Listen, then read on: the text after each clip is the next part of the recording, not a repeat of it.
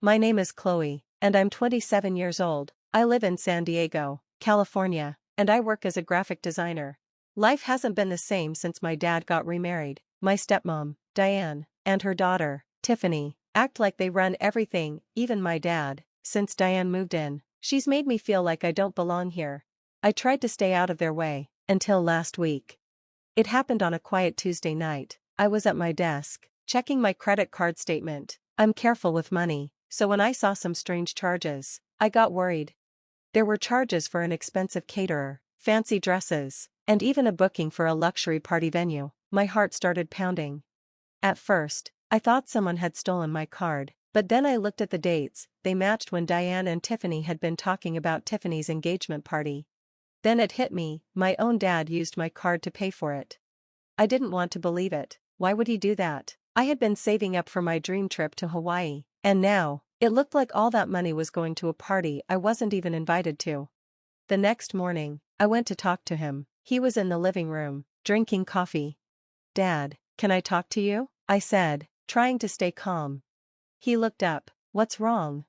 "Dad, there are charges on my credit card I didn't make," I said, holding it out. "They look like they're for Tiffany's party. Did you do this?"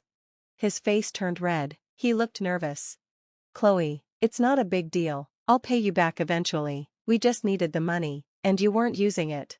"Not using it?" I said, my voice getting louder. "I was saving it. You didn't even ask me." Before he could say anything, Diane walked in. She looked at the paper and gave a little smirk. "Oh, Chloe, don't be so dramatic. It's just money. Family is what matters, right?" I felt myself getting angry. "Family? You didn't even invite me to the party. You blocked my number." Diane crossed her arms and gave me a fake smile. "Well, Tiffany didn't want any distractions. You understand, don't you?" That was it. I couldn't take it anymore. "No, I don't understand. And if you think you can treat me like this, you're wrong." I stormed out of the house, my mind spinning. They thought I'd just let it happen, but they were wrong. I wasn't going to let them walk all over me. They had no idea I had a plan, and their perfect little party was about to fall apart. Back in my room, I locked the door and sat on my bed. I was hurt and angry, but I wasn't going to let Diane and Tiffany get away with this. They saw me as weak, but I'd show them I wasn't. First, I called my bank. I told them about the charges and asked to cancel my card. The person on the phone said no more charges would go through. I felt a bit better. At least they couldn't keep spending my money. Next, I went online and looked up all the places they'd paid, the caterer, the venue, and the florist. I called each one and explained that the payments weren't allowed. I canceled everything. They were surprised, but once I explained, they agreed to cancel. Once it was all done, I leaned back and smiled, for the first time in days. That day, I couldn't wait to see their faces when they realized their fancy party plans had fallen apart. But I wasn't finished yet. The next morning, I decided to post something on social media. If they wanted to be sneaky, I'd be smart. I uploaded a photo of me smiling with the caption, "Time to put myself first. Aloha, Hawaii #living my best life." It wasn't totally true. I hadn't booked the trip yet, but I wanted them to get the message. Minutes later, my phone was full of messages. Friends and coworkers were commenting, but the best part was the call from my dad. I didn't answer. Let them wonder. Later that day, someone knocked on my door. It was my dad. "Chloe, we need to talk."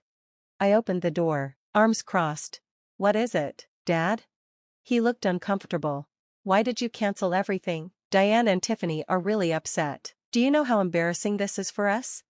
"Embarrassing for you?" I said, shocked. "You used my money without asking and thought I'd be okay with it. Why should I care how they feel?" "It's not like that," he said, trying to defend himself. "We're family. You should help us." I shook my head. "No, Dad, being family doesn't mean you get to use me. Diane and Tiffany never treated me like family, and now, neither are you." Before he could say anything else, Diane walked up behind him. "Oh, stop acting like a victim, Chloe, you're being so selfish." I laughed coldly. "Selfish? You cut me out of everything since you married Dad. You blocked my number, spent my money, and now I'm the selfish one? That's funny." Diane looked angry but stayed quiet. My dad sighed, looking tired. "Chloe, please, can't we just move on from this?" "No, Dad," I said, I'm done letting you walk all over me. The card is cancelled. I'm not paying for anything else, and I'm not helping with the engagement. I paused and added, "Oh, and by the way, I am going to Hawaii. Don't expect me back soon." I closed the door. My heart was racing. I felt angry, sad, but also free. For the first time, I stood up for myself, and it felt amazing. That night, I booked my trip to Hawaii. I chose a beachside resort and signed up for everything I'd dreamed of: snorkeling, a helicopter ride, even a luau. I wasn't going to let them ruin my joy anymore. As I packed, a message popped up on my phone from Dad. "We need to fix this. Please call me." I deleted it. They could fix their own problems. I was done being part of it.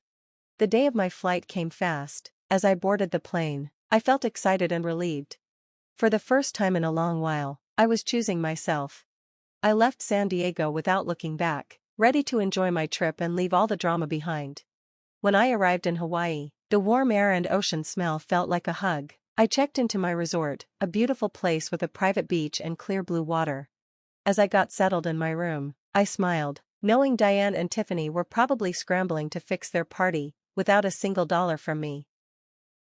My stepmom and Tiffany tried to rebook everything for the engagement party, but they quickly learned that most vendors wanted money up front, and they didn't have access to any.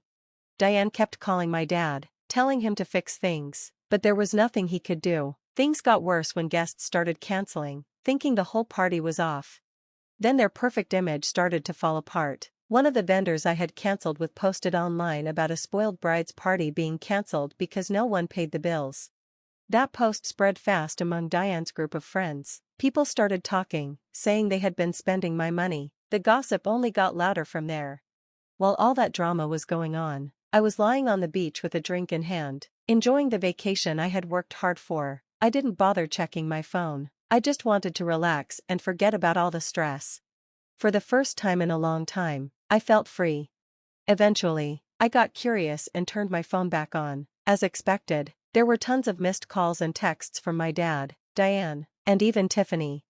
The one that stood out the most was from Tiffany. "You ruined everything. How could you be so heartless? We're family."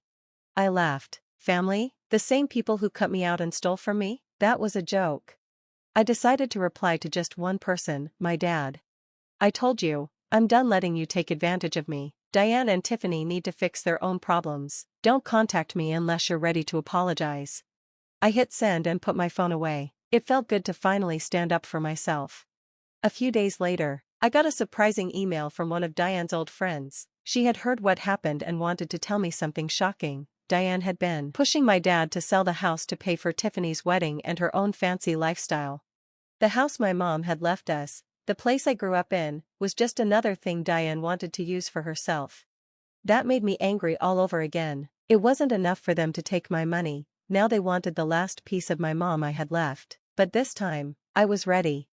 I still had contact with my late mother's lawyer, the one who had handled her estate. As soon as I got back from Hawaii, I met with him. We went over the house documents and made it clear that Diane had no legal rights to it. If she tried anything, she'd be in for a legal fight she couldn't win. To make it official, the lawyer sent Diane a letter, warning her to stay out of my family's money and property. The look on her face when she read it? Priceless.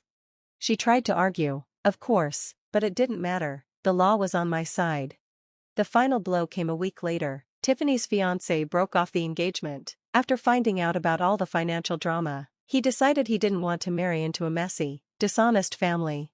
Diane and Tiffany were crushed. My dad was left to deal with the mess they had made. As for me, I moved out of the house and into a cute apartment by the ocean. I used the last of my savings to start my own freelance graphic design business, and it quickly took off. For the first time, it felt like my life really belonged to me. Looking back, cutting them out was the best choice I ever made. Diane and Tiffany thought I was weak, but they had no idea how strong I really was. I wasn't their doormat anymore. I was finally free. And I was ready to live the life I deserved. Thank you for watching. If you haven't subscribed yet, please do so and click the notification bell to stay updated with more real-life stories.